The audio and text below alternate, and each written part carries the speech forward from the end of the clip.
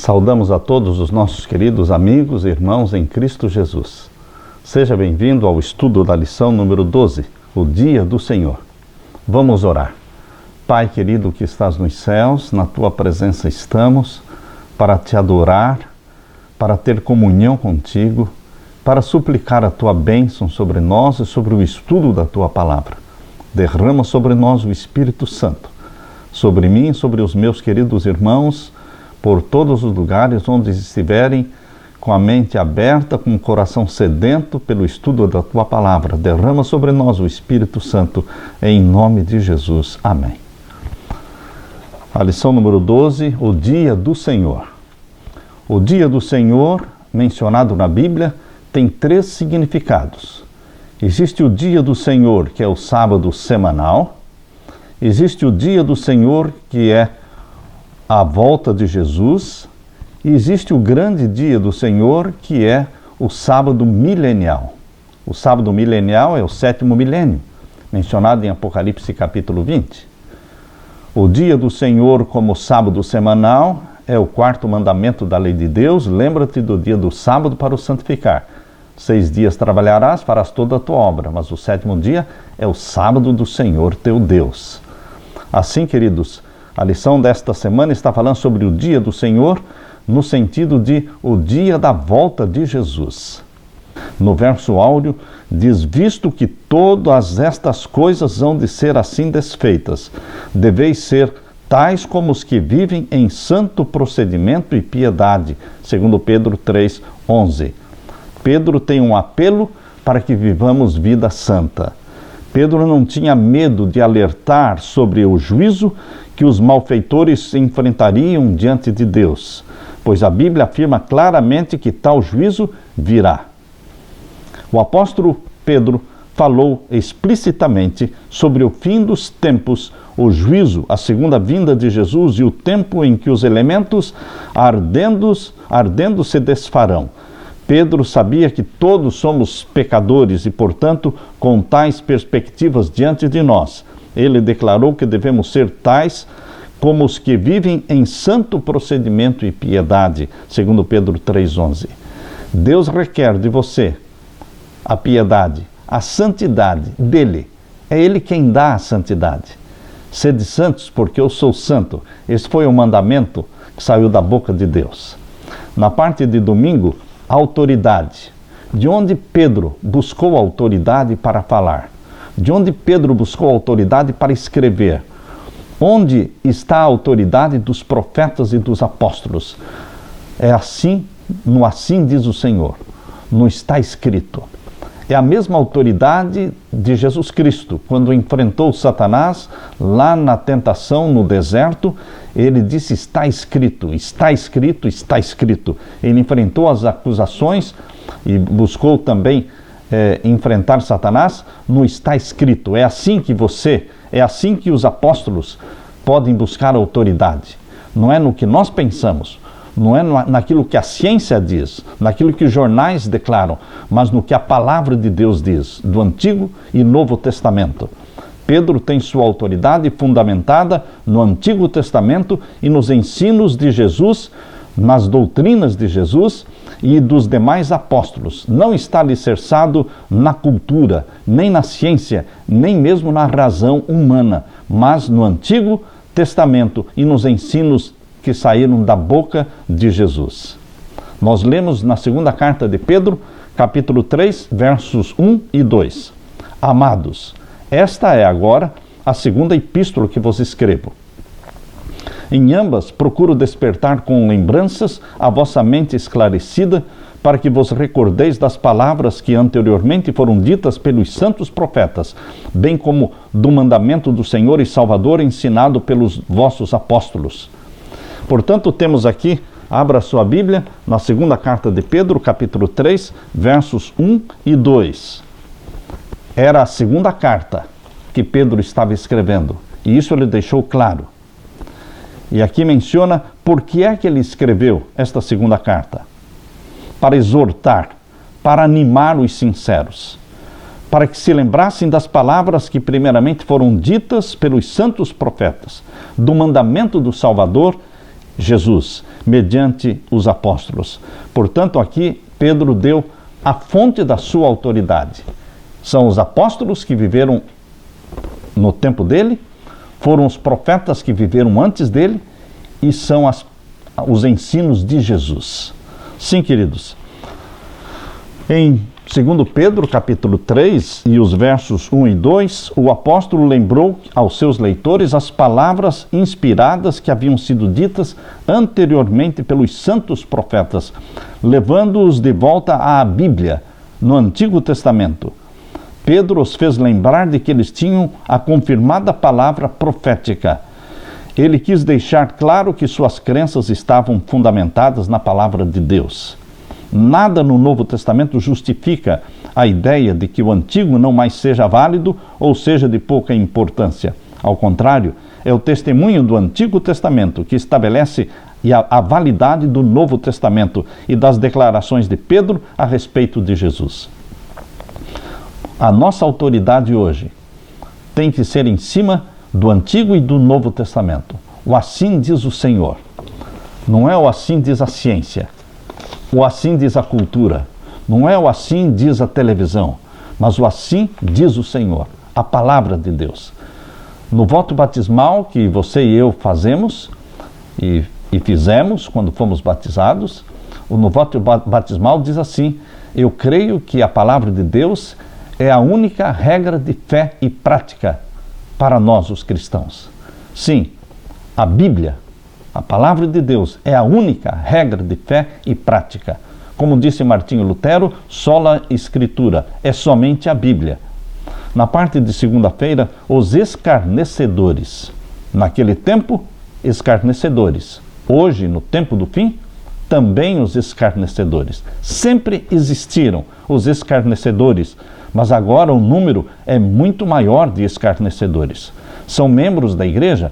Quando Pedro falou dos escarnecedores, aqui no capítulo 3, e os versos 3 em diante, diz assim: sabendo primeiro isto, que nos últimos dias virão escarnecedores andando segundo as suas próprias concupiscências, e dizendo: onde está a promessa da sua vinda? Porque desde que os pais dormiram, todas as coisas permanecem como desde o princípio da criação. É importante, quando estamos lendo este verso de 2 Pedro 3, verso 3 e 4, lembrar que Pedro não está falando dos escarnecedores ímpios, daqueles que são do mundo, daqueles que são incrédulos. Não, aqui está falando dos escarnecedores da igreja, dos escarnecedores que são membros da igreja. Pedro escreveu esta carta para os membros da igreja. Portanto, existiam escarnecedores dentro da igreja naquele tempo, existem escarnecedores hoje ainda. Queridos, isso nos assusta, porque a igreja está dividida entre os que dizem: cedo virá o meu Senhor, e aqueles que dizem: tarde virá o meu Senhor. O servo mau e infiel que diz: tarde virá o meu Senhor, ou o servo mau e infiel que diz: o meu Senhor não virá, ou demorará muito ainda, são escarnecedores. Deus espera que você e eu sejamos parte daqueles servos bons e fiéis que dizem: cedo virá o meu Senhor. Havia uma semelhança importante entre aqueles que promoviam a falsa liberdade e os que expressavam ceticismo em relação à segunda vinda de Jesus.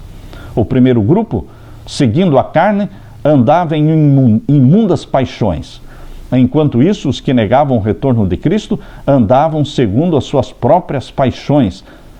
Queridos, o que Pedro está mostrando é que tanto os que andavam segundo a carne, as paixões carnais, as libertinagens, a concupiscência, a promiscuidade, explorando suas vítimas, que são os novos na fé, como nós já estudamos na lição passada, exploradores sexuais das suas vítimas, explorando o sexo oposto, os mercenários que exploravam financeiramente as pessoas.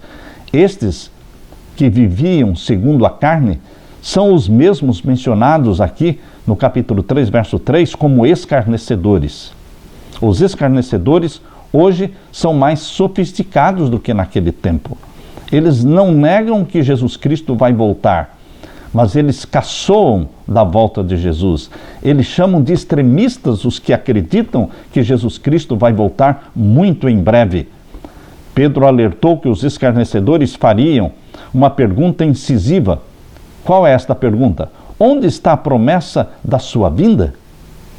Ao fazer essa pergunta, eles desafiariam uma crença cristã existente há muito tempo, que é a breve volta de Jesus.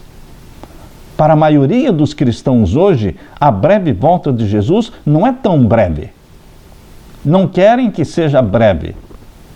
Caçoam daqueles que creem que será breve. Estão torcendo para que não seja breve. Estão torcendo para que Jesus demore. Não é o cedo virá o meu Senhor, é o tarde virá o meu Senhor.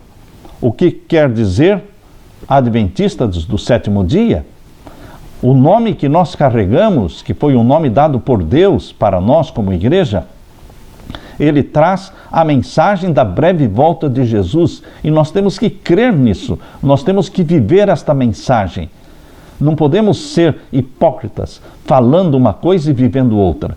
Nós temos que ser adventistas, pessoas que dormem e acordam pensando na volta de Jesus, pessoas que vivem trabalhando, falando da volta de Jesus, sonhando com a volta de Jesus, pedindo, venha logo, Senhor Jesus. Ora, vem, Senhor Jesus. Queridos, nosso próprio nome promove a ideia do segundo advento de Cristo. No entanto, ele ainda não veio. Como adventistas, também enfrentamos os escarnecedores, assim como Pedro havia predito. Muitos membros da igreja não negam a volta de Jesus, mas dizem que não será logo. Não será logo. Queridos, eu chamo estes de escarnecedores dos últimos dias. Eu volto a ler com vocês o texto do capítulo 3, verso 3 e 4. Sabendo primeiro isto, que nos últimos dias virão escarnecedores, andando segundo as suas próprias concupiscências, cristãos que andam como os mundanos andam, que vivem como os mundanos vivem, comem o que eles comem, assistem na televisão o que eles assistem, se vestem como os mundanos se vestem. Queridos, eles têm um estilo de vida do mundo, mas estão na igreja. Eles não saem da igreja, porque eles são úteis para Satanás dentro da igreja. Por isso são mantidos na igreja, mas eles são escarnecedores. Eles não amam a volta de Jesus, não clamam, ora vem, Senhor Jesus. Eles dizem, onde está a promessa da sua vinda? Queridos, na parte de terça-feira, 1000 anos como um dia. Este texto de 2 Pedro, capítulo 3, falando sobre para Deus 1000 anos é como um dia e um dia como 1000 anos, foi o texto usado pelos pioneiros adventistas como texto base para entender a semana de 7000 anos, a grande semana de tempo. Eu gostaria de ler com você então o texto que está em 2 Pedro capítulo 3, versos 7 até o verso 10. Aqui lemos. Primeiro eu gostaria de ler com vocês também o verso 4 e 5, leia comigo, e dizendo, onde está a promessa da sua vinda? Porque desde que os pais dormiram, todas as coisas permanecem como desde o princípio da criação. Eles voluntariamente ignoram isto, que pela palavra de Deus já desde a antiguidade existiram os céus e a terra, que foi tirada da água e no meio da água subsiste. Lá em Gênesis capítulo 1, diz que a terra era um planeta envolto em águas. E Deus separou água de água. Ficou água em cima e água embaixo. E Deus fez aparecer a porção seca. Ela subsistia, o planeta já existia, subsistia envolto na água e foi tirado da água. E é isso exatamente o que Pedro está falando aqui no verso 5. Verso 6 diz, pelas quais coisas pereceu o mundo de então, coberto com as águas do dilúvio. No dilúvio também toda a terra foi coberta de água. Queridos, Pedro atestou a validade do dilúvio, a validade da criação, da semana da criação, no verso 5, e a realidade do dilúvio universal no verso 6. E agora no verso 7, Pedro diz: mas os céus e a terra que agora existem, pela mesma palavra, se reservam como tesouro e se guardam para o fogo. Pedro faz o contraste entre a destruição da terra pelo dilúvio universal nos dias de Noé, e agora ele fala da destruição da terra que será agora por um dilúvio de fogo, até o dia do juízo e da perdição dos homens ímpios. A terra está sendo preparada para o dia em que os céus se incendiarão e o fogo destruirá. E agora no verso 8 diz assim: mas amados, não ignoreis uma coisa, que um dia para o Senhor é como 1000 anos, e 1000 anos como um dia. Em profecia, um dia é um ano, mas na mente de Deus, um dia é como 1000 anos. Quando Deus criou a terra, numa semana literal de 7 dias, Deus fez uma profecia. A semana da criação de Gênesis capítulo 1 não é somente uma semana literal de 7 dias. Os 7 dias de 24 horas, além de ser o primeiro ciclo semanal que existiu no planeta Terra, foi ali que surgiu a semana, mas também era uma profecia. A maior profecia da palavra de Deus, porque é uma profecia de 7000 anos. J.N. Andrews, o primeiro missionário adventista na Europa, foi presidente da Conferência Geral, J.N. Andrews, que sabia o Novo Testamento de cor. Queridos, J.N. Andrews, ele escreveu uma série de 6 artigos na revista Review and the Herald. Esta série de 6 artigos começou a ser publicada no dia 17 de julho de 1883 e terminou de ser publicada no dia 21 de agosto de 1883. E o título desta série de 6 artigos era A Grande Semana de Tempo, o período de 7000 anos como período de graça e o juízo. Queridos, não só J.N. Andrews, mas todos os pioneiros da igreja, incluindo Ellen Goldwhite, incluindo o historiador da igreja adventista John Loveroy, como também Martinho Lutero, como também Guilherme Miller, como S.N. Haskell, todos estes homens de Deus, todos estes filhos de Deus acreditavam na semana de 7000 anos. Interessante, queridos. A profecia de 7000 anos está fundamentada na primeira semana, a semana da criação. Então, o pecado existiria na terra por 6000 anos. E o 7º milênio seria, então, o sábado milenial, o descanso da terra. O sábado semanal é o descanso que Deus criou para o povo de Deus, é o sinal que Deus colocou entre ele e o seu povo. Ezequiel capítulo 20, verso 12 e verso 20. Os meus sábados, são sinal entre mim e vós, para que saibais que eu sou o Senhor vosso Deus que vos santifica. Este é o sábado semanal. Mas existe o sábado milenial, que é o 7º milênio, mencionado em Apocalipse capítulo 20, que o povo de Deus vai permanecer, vai ser assunto ao céu, que vai permanecer no céu, reinar e viver com Cristo durante 1000 anos no céu. Este é o 7º milênio. E queridos, este texto aqui que nós estamos lendo foi o texto usado por Andrews para dar base para a teoria da compreensão e a compreensão da semana de 7000 anos. Pedro refutou a questão da natureza imutável do mundo. Pedro lembrou a seus leitores que não é verdade que o mundo continua inalterado desde a criação. A prova de que o mundo não está inalterável desde a criação é que houve um dilúvio, o mundo já foi destruído totalmente uma vez.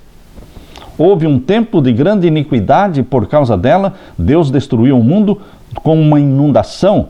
O dilúvio provocou uma grande mudança na terra que permanece até hoje. O dilúvio provocou também alterações na terra.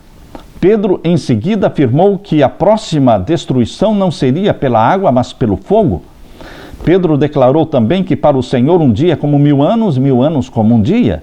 Ao escrever isto, é possível que ele estivesse meditando em Salmos 90, verso 4, quando diz: 1000 anos aos teus olhos são como o dia de ontem, que se foi, e como a vigília da noite. Em uma perspectiva humana, pode parecer que Cristo esteja demorando para voltar. No entanto, enxergamos as coisas apenas a partir da nossa visão limitada. Na perspectiva de Deus, não há demora.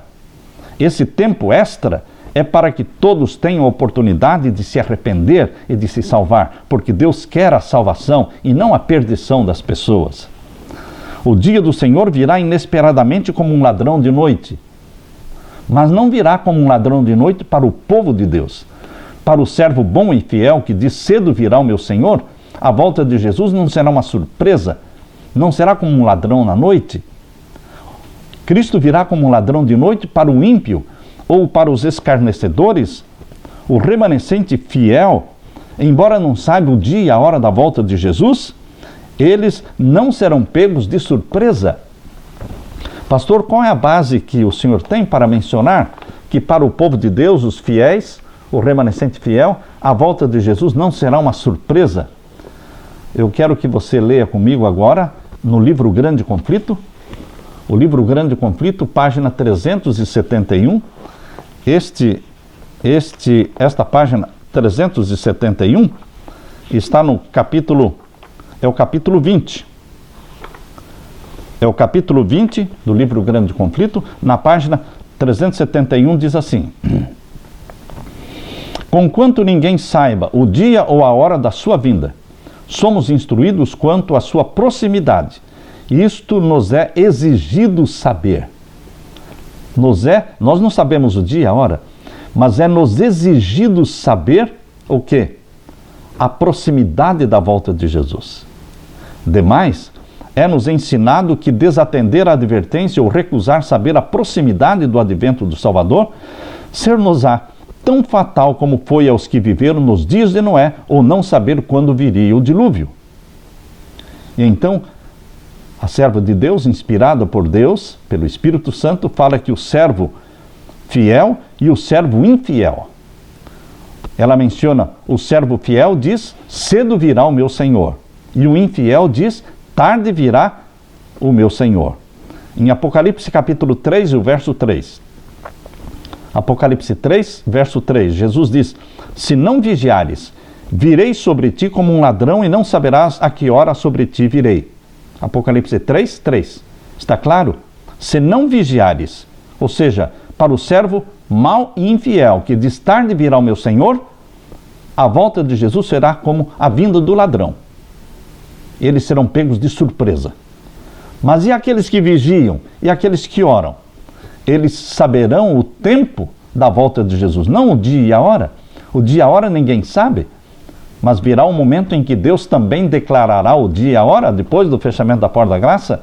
Haverá um momento, no toque da 7ª trombeta, Deus vai revelar o seu segredo, conforme diz em Apocalipse capítulo 10, que Deus revelará o seu segredo, que é revelar o dia e a hora da volta de Jesus.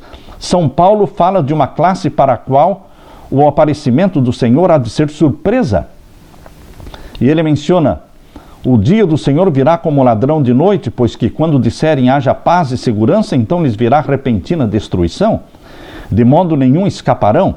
Mas ele diz aos que atendem à advertência do Salvador: vós, irmãos, já não estáis em trevas, para que aquele dia vos surpreenda como um ladrão, porque todos vós sois filhos da luz e filhos do dia. Nós não somos da noite, nem das trevas. 1 Tessalonicenses capítulo 5, versos 2 a 5. Paulo é claro ao falar que os filhos das trevas, para eles, a volta de Jesus será como um ladrão, porque eles serão pegos de surpresa. Mas nós não somos das trevas, nós somos da luz. Louvado seja Deus. Agora na lição de quarta-feira. E daí? Esse é o título da lição de quarta-feira. E daí? Esse título demonstra descaso, demonstra um desinteresse.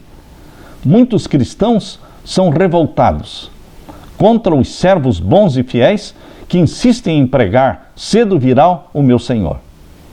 Esta pregação insistente do servo fiel deixa os demais que não são fiéis revoltados. E eles chegam no momento em que eles perguntam: e daí? O que é que tem a ver isso comigo? O que é que tem isso a ver comigo? Existem muitos que se revoltam contra os servos fiéis, chamando-os de alarmistas, rotulam estes servos de alarmistas, proíbem-no de pregar escatologia a pessoas que odeiam escatologia. Eu já mencionei uma vez, quando na minha igreja chegou um pastor e que diz: eu não gosto de profecia e não gosto daqueles que gostam de profecia. Há muitos que odeiam profecia.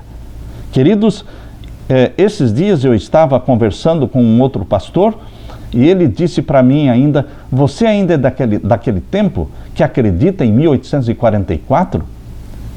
Eu disse: eu sou sim daquele tempo que acredita que 1844 é uma data profética no calendário de Deus, conforme Daniel 8,14. Eu sim sou daquele tempo que acredita que a igreja de Laodiceia, o povo do juízo, começou em 1844 e nós estamos vivendo agora no fim do tempo do juízo, nesta última geração que vai assistir à volta de Jesus. Eu disse para ele que a igreja adventista, ela é o que é hoje no mundo por causa da profecia.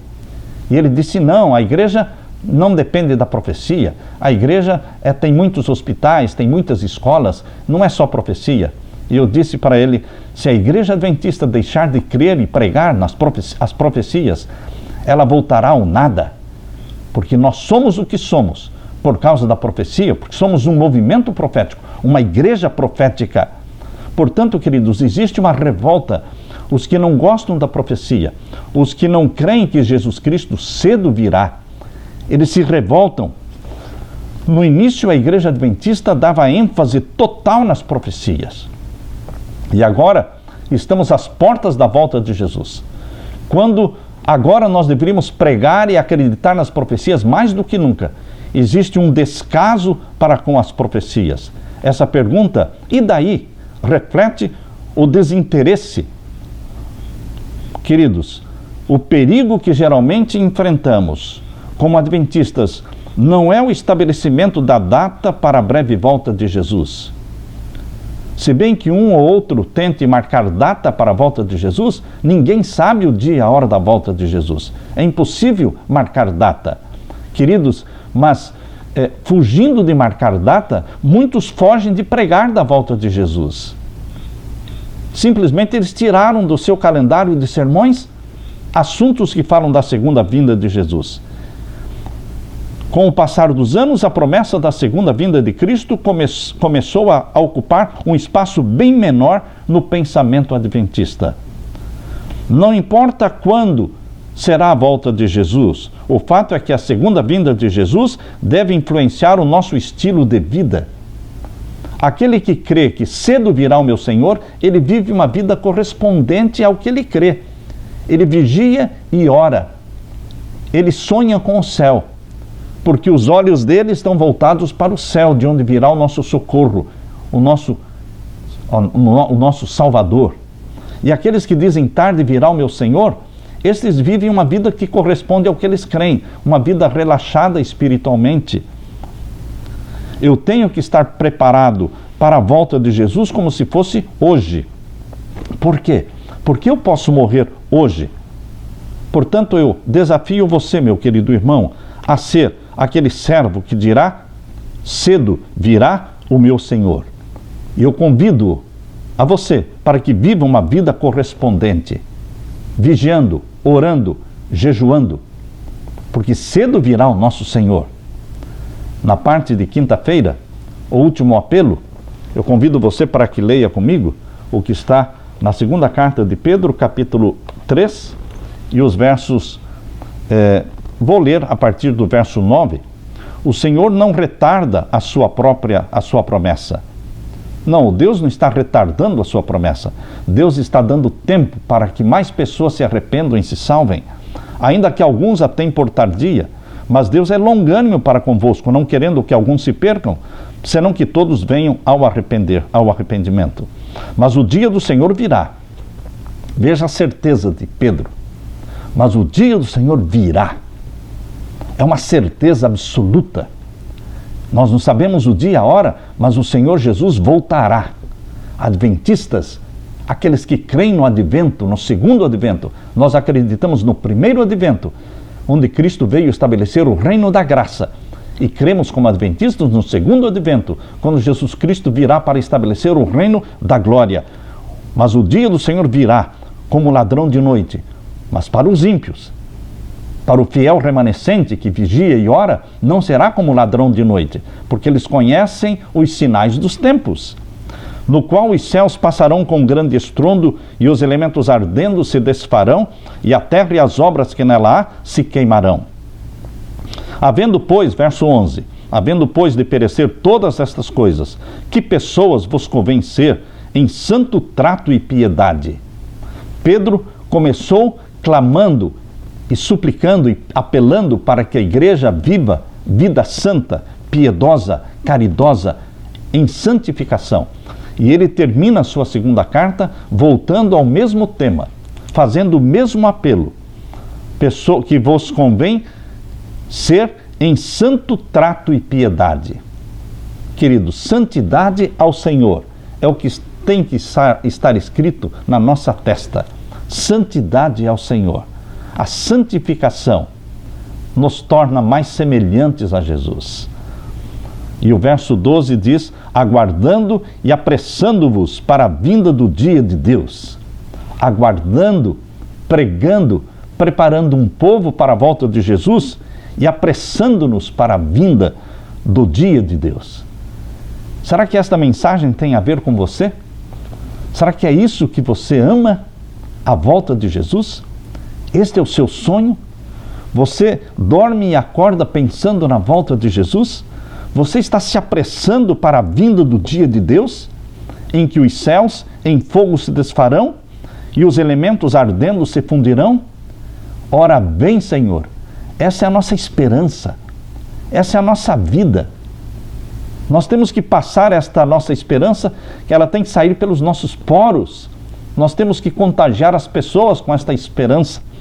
E o verso 13 diz: mas nós, segundo a sua promessa, aguardamos novos céus e nova terra em que habita a justiça, deixando de lado os escarnecedores, deixando de lado aqueles que querem viver em libertinagem, em promiscuidade sexual, deixando de lado aqueles que são mercenários, deixando de lado aqueles que querem viver uma vida ímpia, mas que estão dentro da igreja.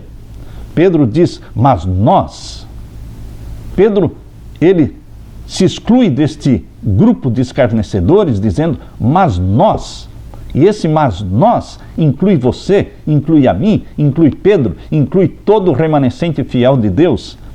Nós, segundo a sua promessa, aguardamos novos céus e nova terra em que habita a justiça. O nosso destino é o céu, meu querido irmão. É a nova Jerusalém que descerá do céu. Nós vamos subir ao céu e vamos viver na nova Jerusalém durante esses 1000 anos no céu. Vamos estar lá. E no final dos 1000 anos, conforme diz Apocalipse capítulo 20, menciona que a nova Jerusalém vai descer do céu. Capítulo 21, verso 1 e 2. A nova Jerusalém vai descer do céu. E nós vamos viver na nova terra.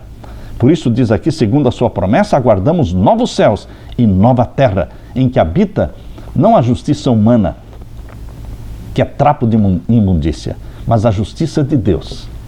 E o verso 14 diz: pelo que, amados, aguardando estas coisas, procurai que dele sejais achados imaculados e irrepreensíveis em paz. Pedro não deixa nenhuma brecha, nenhuma margem para uma vida promíscua, nenhuma margem para uma vida libertina, segundo os costumes do mundo. Pedro termina clamando por vida imaculada, vida irrepreensível. Deixe de viver nos seus pecados acariciados. Deixe de viver na prática dos seus pecados familiares. Se nós podemos viver na obediência e na justiça, pelo poder do Espírito Santo que em nós habita, por que viver no pecado? E tende por salvação a longanimidade de nosso Senhor, como também o nosso amado irmão Paulo vos escreveu, segundo a sabedoria que lhe foi dada. E agora Pedro fala que Paulo, nos seus escritos, foi torcido. Paulo, nos seus escritos, foi mal entendido. Muitos torciam os escritos de Paulo para viverem uma vida libertina, uma vida de liberdades. Não, queridos. A liberdade que em Cristo você e eu temos é uma liberdade para a pureza, é uma liberdade para a santidade. Cristo não nos dá liberdade para cada um fazer o que bem entende e viver do jeito que quer viver.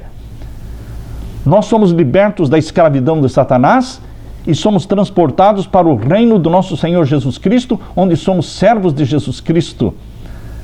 Nós saímos de uma escravidão, que é a Satanás, e somos transportados para a escravidão que é em Jesus. Só que a escravidão em Jesus é uma escravidão prazerosa, porque Ele morreu por você e por mim. Ele nos ama. Ele morreu e ressuscitou para cumprir com as promessas que Ele nos fez. Por isso nós somos transportados da vida de pecado, que leva à morte, para uma vida de justiça e obediência em Jesus Cristo.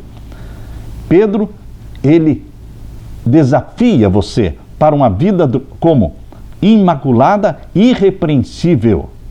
Tem alguma dúvida? Muitos dizem, mas todos pecam, pastor. Todos pecam.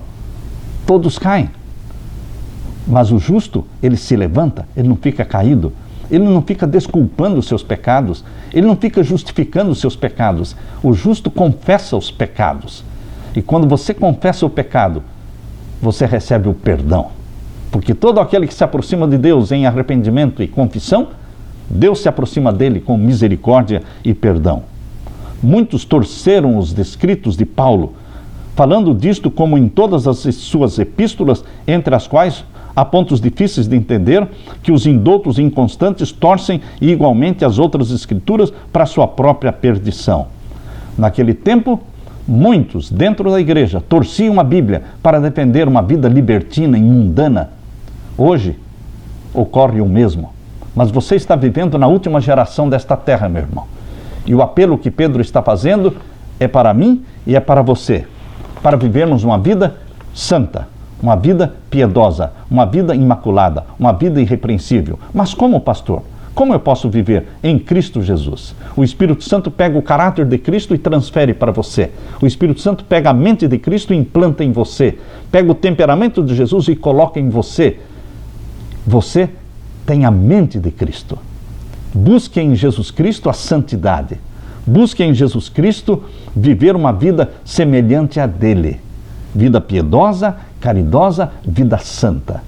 Todos os que estiverem vivendo em santificação verão a Deus e serão introduzidos no reino da glória do nosso Senhor Jesus Cristo, quando Ele descer em glória e majestade. Que esta esperança se cumpra na sua vida e na minha vida, para a glória de Deus. Fique com a paz de Jesus. Amém.